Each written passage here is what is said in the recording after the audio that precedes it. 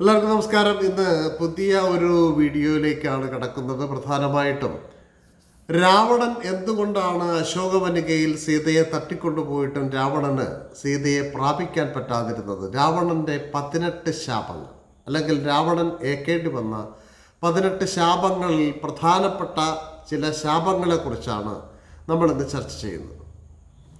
അപ്പോൾ കമ്പരാമായണത്തിലാണ് പ്രധാനമായിട്ടും ഈ രാവണൻ്റെ ശാപത്തെക്കുറിച്ച് ചർച്ച ചെയ്യുന്നത്. അതിൽ തന്നെ ഈ വിഭീഷണൻ യുദ്ധത്തിന് മുന്നോടിയായിട്ട് രാവണനെ യുദ്ധത്തിൽ നിന്ന് പിന്തിരിപ്പിക്കുവാൻ വേണ്ടിയിട്ടാണ് ഈ 18 ശാപങ്ങളെക്കുറിച്ച് രാവണനെ ഓർമ്മിപ്പിക്കുന്നത്. അത് ഓരോന്നും ഓരോ സന്ദർഭത്തിൽ രാവണൻ്റെ പരാജയത്തിലേക്കും ഒക്കെ നയിച്ചതയും രാവണൻ്റെ ആയുധങ്ങൾ ഉപയോഗിക്കാൻ പറ്റാതെ വരികയും രാവണൻ്റെ ഭാര്യയെ വാനരന്മാരെ ആക്രമിക്കുകയും ബലാത്സംഗം ചെയ്യുകയും ചെയ്യുന്ന തരത്തിലൊക്കെയാണ് അതിൻ്റെ വ്യാഖ്യാനങ്ങൾ വരുന്നത്. അപ്പോൾ രാവണനെ കുറിച്ച് പറയുമ്പോൾ ആദ്യം അനാരണ്യൻ എന്ന് പറയുന്ന അയോധ്യയിൽ വസിച്ചിരുന്ന ഒരു രാജാവുണ്ടായിരുന്നു. അപ്പോൾ രാവണൻ ദിഗ്വിജയം നടത്തുന്ന വഴിക്ക് അയോധ്യയിലെത്തുകയും ഈ അനാരണ്യനുമായിട്ട് ഏറ്റുമുട്ടുകയും അനാരണ്യനെ പരാജയപ്പെടുത്തുകയും ചെയ്തു. ആ അനാരണ്യൻ പറയുന്നു, എന്നെ പരാജയപ്പെടുത്തിയത് കൊണ്ട് എൻ്റെ പരമ്പരയിൽപ്പെട്ട അയോധ്യയിലെ രാജകുമാരൻ നിന്നെ പരാജയപ്പെടുത്തുകയും വധിക്കുകയും ചെയ്യും എന്നുള്ളതാണ് ഒരു ശാപം.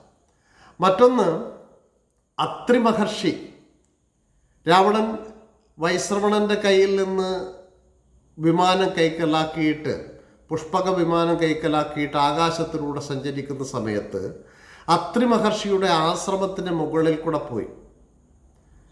അപ്പോൾ ഉടനെ രാവണന് തോന്നി അവിടെ നിന്ന് ഇറങ്ങിക്കളയാന്ന്. അങ്ങനെ ഇറങ്ങിച്ചെന്നപ്പോൾ താപസൻ അവിടെ ഇല്ലായിരുന്നു. അപ്പോൾ അനസൂയ എന്ന അത്രി മഹർഷിയുടെ ഭാര്യയോട് രാവണൻ ചോദിച്ചു, താപസൻ എവിടെയാണ്? അപ്പോൾ അനസൂയ ഈ രാവണനെ കണ്ട് ഭയന്നിട്ട് എന്താണ് സംസാരിക്കാൻ പറ്റാതെ അങ്ങനെ നിൽക്കുന്ന സന്ദർഭത്തിൽ രാവണൻ അനസൂയയുടെ മുടിക്കുത്തിന് പിടിച്ച് വലിച്ചിഴക്കുകയാണ്. ഇത് കണ്ടിട്ടാണ് അത്രി മഹർഷി വരുന്നത്. അത്രി മഹർഷി രാവണനെ ശപിച്ചു, നീയും നിൻ്റെ പരമ്പരയിൽപ്പെട്ടിട്ടുള്ള സ്ത്രീകളും അതിൽ തന്നെ നിൻ്റെ ഭാര്യയെ വാനരന്മാർ വിവസ്ത്രയാക്കുകയും ഇതുപോലെ മുടിക്ക് കുത്തിപ്പിടിച്ച് വലിക്കുകയും ചെയ്യട്ടെ എന്ന് ശപിക്കുകയാണ്. മറ്റൊരു ശാപം രംഭ, ഉർവശി, മേനക, രംഭ ശിലോത്തമന്മാരിൽ രംഭ എന്ന് പറയുന്ന അപ്സരസുമായിട്ട് ബന്ധപ്പെട്ടാണ്.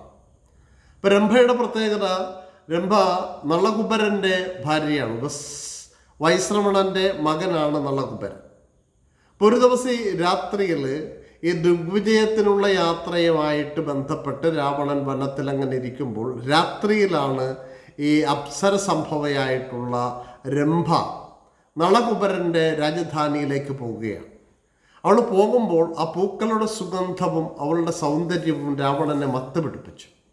അപ്പം രാവണൻ അവളെ തടഞ്ഞു നിർത്തിയിട്ട് നീ എൻ്റെ കൂടെ ശയിക്കണമെന്ന് ആവശ്യപ്പെട്ടു.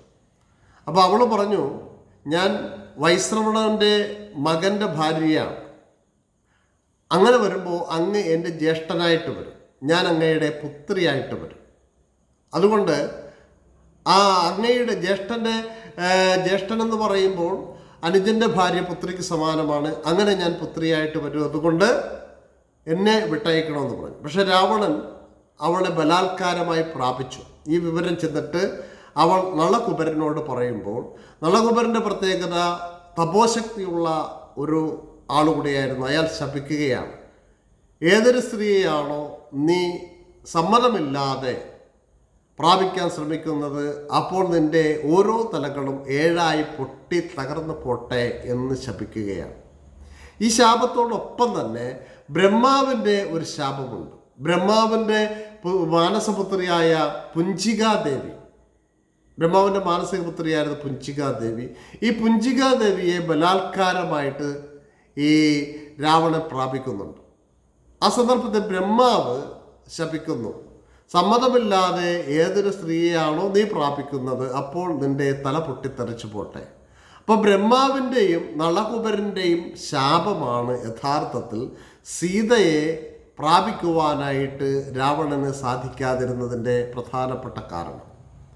ഈ ശാപത്തെ ഭയന്നാണ് രാവണൻ സീതയെ ബലാത്കാരമായി പ്രാപിക്കുവാൻ ശ്രമിക്കുന്നുണ്ടെങ്കിലും പെട്ടെന്ന് പിന്മാറുകയും തൻ്റെ ഈ 2 ശാപങ്ങൾ തൻ്റെ മരണത്തിനിടയാക്കുമെന്ന് അയാൾ മനസ്സിലാക്കുകയും ചെയ്യുന്നു. മറ്റൊന്ന് നാരദനുമായിട്ട് ബന്ധപ്പെട്ടതാണ്. നാരദൻ്റെ പ്രത്യേകത അറിയാം. നാരദന് 3 ലോകത്തിലും എപ്പോഴും കടന്നു ചെല്ലാൻ പറ്റുന്ന ഒരു കഥാപാത്രമാണ്. അങ്ങനെയുള്ള നാരദൻ 3 ലോകത്തിൽ ചെല്ലുന്ന കൂട്ടത്തിൽ ഒരിക്കൽ ലങ്കയിൽ ചെന്നപ്പോഴത്തേക്ക് ഈ ലങ്കയിൽ വെച്ചിട്ട് ഓംകാരത്തിൻ്റെ പ്രണവമന്ത്രത്തിൻ്റെ അർത്ഥം പറഞ്ഞു കൊടുക്കുവാനായിട്ട് രാവണൻ നാരദനോട് ആവശ്യപ്പെട്ടു.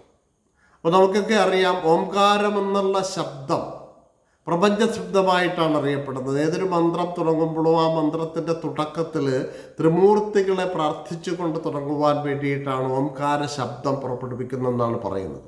വിഷ്ണു പുരാണത്തിൽ ഓംകാര ശബ്ദത്തെ ആയെന്നും മായെന്നും ആയെന്നും ഊവെന്നും മായെന്നും തരം തിരിച്ചിട്ട് ആ എന്ന ശബ്ദം മഹാവിഷ്ണുവിനെയും ഊ എന്ന ശബ്ദം ശിവനെയും എന്ന ശബ്ദം ബ്രഹ്മാവിനെയും സൂചിപ്പിക്കുന്നു എന്ന് പറയുന്നു.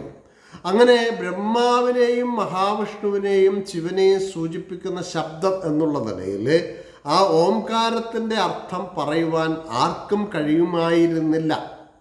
ശിവന് പോലും സുബ്രഹ്മണ്യൻ ഉപദേശിച്ചു കൊടുത്തുവെന്നാണ് പറയുന്ന ശബ്ദം. ബ്രഹ്മാവിന് പോലും അതിൻ്റെ അർത്ഥം കൃത്യമായിട്ട് പറയുവാൻ പറ്റുമായിരുന്നില്ല. അത്രയും ആഴത്തിലുള്ള 3 ലോകങ്ങളെക്കുറിച്ചും 3 കാലങ്ങളെക്കുറിച്ചും ഒക്കെ പലതരത്തിൽ ഓംകാരം എന്ന ശബ്ദത്തെ വ്യാഖ്യാനിക്കുന്നുണ്ട്. നാരദനും പറയുവാൻ പറ്റില്ലായിരുന്നു. ആ സന്ദർഭത്തിലാണ് നാരദനെ ശപിക്കുകയാണ്. അപ്പോൾ ശപിക്കുന്ന സന്ദർഭത്തിൽ നാരദൻ തിരിച്ച് ഈ രാവണനുമായിട്ട് ഏറ്റുമുട്ടുകയും രാവണനോട് കൃത്യമായിട്ട് രാവണനെ ശപിക്കാൻ പറയുകയും ചെയ്യും. രാവണനെ ശപിച്ചുകൊണ്ട് പറയുന്നുണ്ട്, നീ നിന്റെ അഹങ്കാരം എപ്രകാരമാണോ നിലനിർത്തുന്നത്, നിന്റെ തലയും ഇതുപോലെ പൊട്ടിത്തെറിച്ചു പോട്ടെ എന്ന് പറയുന്നുണ്ട്. അത് ഒരു മനുഷ്യനാലായിരിക്കും നിന്റെ തല മുറിഞ്ഞു പോകുന്നത് എന്നുകൂടി പറയുന്നുണ്ട്. അപ്പോൾ അഹങ്കാരത്തിൻ്റെ ശബ്ദത്തിൽ നീ എന്നോട് സംസാരിച്ചത് കൊണ്ട് നിന്റെ തല ഒരു മനുഷ്യനാൽ മുറിഞ്ഞു പോകട്ടെ എന്ന് ശപിക്കുകയാണ്. മറ്റൊരു ശാപം എന്ന് പറയുന്നത് ഋതുവർമ്മ രാജാവിൻ്റെ ശാപമാണ്.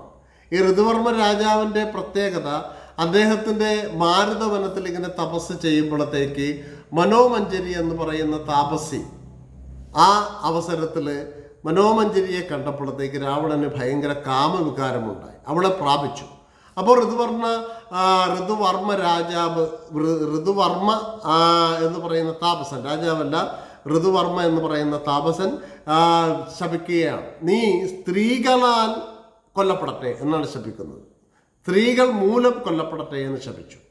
അങ്ങനെയുള്ള ഒരു ശാപം. അതുപോലെ തന്നെ മൗൽഗല്യ ശാപം എന്ന് പറയുന്ന മറ്റൊരു ശാപമുണ്ട്. അത് ഈ യോഗദണ്ഡിൽ മൗൽഗല്യ മുനി ഇങ്ങനെ തൻ്റെ മുഖം അമർത്തിക്കൊണ്ട് ശരിക്കും തപസ്സനുഷ്ഠിച്ചു കൊണ്ടിരിക്കുമ്പോഴത്തേക്ക് രാവണൻ അഹങ്കാരത്തോടു കൂടി ശിവൻ കൊടുത്ത ചന്ദ്രഹാസം എന്ന് പറയുന്ന വാളുകൊണ്ട് ആ യോഗദണ്ഡ് മുറിച്ചു കളയുന്നു.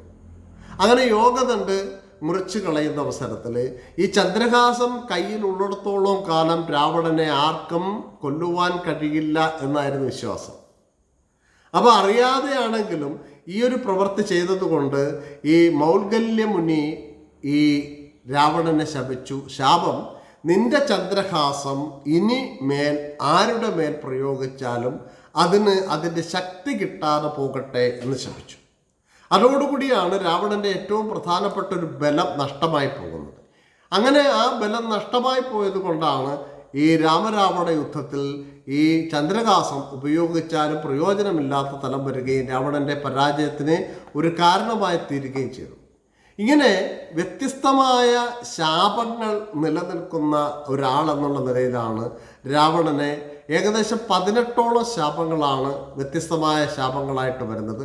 അതിൽ ആ ഓരോ ശാപവും യഥാർത്ഥത്തിൽ രാവണൻ്റെ പരാജയത്തിലേക്ക് നയിച്ചു എന്നുള്ളതാണ്. അതിൽ തന്നെ സീതയെ പരിണയിക്കാനോ അല്ലെങ്കിൽ സീതയെ തൊടുവാനോ കഴിയാതിരുന്നത് ആ ബ്രഹ്മാവിൻ്റെയും നളകുബരൻ്റെയും ശാപം മൂലമാണ്. അങ്ങനെ ഈ ശാപങ്ങൾ രാമായണത്തിൽ പ്രധാനപ്പെട്ട ഒരു റോള് വഹിക്കുന്ന കാഴ്ച നമുക്ക് കാണാം. രാമായണം കൂടുതൽ ആഴത്തിലറിയേണ്ട ഒരു വായന നടക്കേണ്ട ഒന്നാണ്. കൂടുതൽ വായിക്കുമ്പോൾ കൂടുതൽ തെളിച്ചം വരും. കഥകളും ഉപകഥകളും കൊണ്ട് ഇത് നിറഞ്ഞു നിൽക്കുകയാണ്. കൂടുതൽ വായിക്കുക. വായനയുടെ ഒരു തലത്തിൽ നിന്ന് എനിക്ക് ലഭിച്ച അറിവുകൾ നിങ്ങളുമായിട്ട് പങ്കുവെക്കുന്നതിൽ സന്തോഷമേ ഉള്ളൂ. അത് ഇനിയും തുടരും. നിങ്ങളുടെ അഭിപ്രായങ്ങൾ, നിർദ്ദേശങ്ങൾ, സംശയങ്ങളൊക്കെ എനിക്ക് ഫേസ്ബുക്കിലോ മെസ്സഞ്ചറിലോ അയച്ചു തന്നാൽ അതിൻ്റെ മറുപടി പറയാം എന്നുകൂടെ പറഞ്ഞുകൊണ്ട് ഇന്നത്തെ ഈ രാമായണ കഥാമൃതം അവസാനിപ്പിക്കുകയാണ്. നാളെ നമുക്ക് വീണ്ടും കാണാം എന്ന് പറഞ്ഞുകൊണ്ട് നിർത്തുന്നു. നന്ദി, നമസ്കാരം.